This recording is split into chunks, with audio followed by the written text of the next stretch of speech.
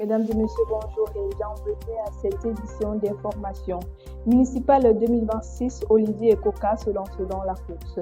L'homme politique camerounais Olivier Ekoka a annoncé son intention de se présenter aux élections municipales 2026 sans toutefois préciser l'étiquette politique sous laquelle il entend se présenter. Dans une démarche progressive et réfléchie, Olivier affirme son engagement à participer activement à la gestion locale tout en laissant entendre que le calendrier politique impose parfois de savoir annoncer sans toutefois dévoiler.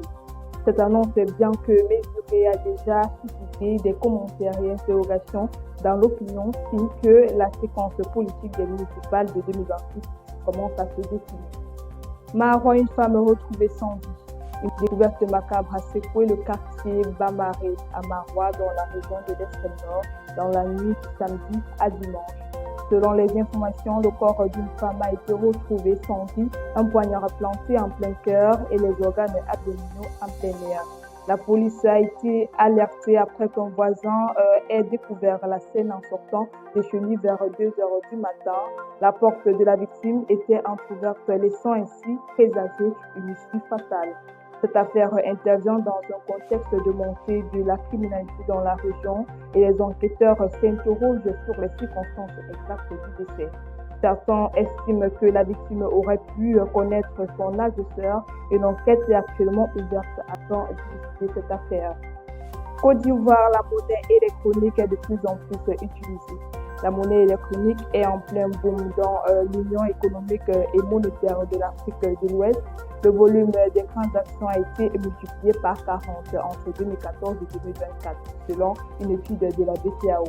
Parmi les 8 États de la zone franc CFA, le Bénin et la Côte d'Ivoire se détachent. Le taux d'utilisation des monnaies électroniques dépasse les 80%. À bord des taxis collectifs d'Abidjan, des pièces de monnaie font place au QR code des opérateurs de paiement mobile comme Orange Money y font face. Le paiement mobile est un soulagement car il y a parfois des grosses coupures pour payer les chauffeurs. Football, l'arbitre congolais Jean-Jacques Dalla blanchi par la CAF. La Confédération africaine de football a annoncé avoir innocenté l'arbitre congolais Jean-Jacques Dalla des accusations portées contre lui. Après une enquête approfondie, l'instance continentale a conclu qu'aucune faute n'avait été commise par l'officiel. Cette décision confirme le professionnalisme de Jacques Ndala, qui est régulièrement désigné pour les grandes compétitions africaines. Son nom est désormais lavé et il pourra bientôt retrouver des grandes scènes internationales, notamment la Coupe du Monde.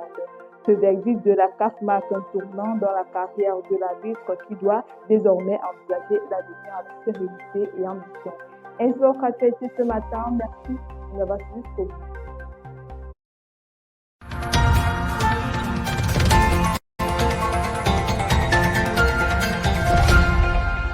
Campus TV, nous sommes ensemble.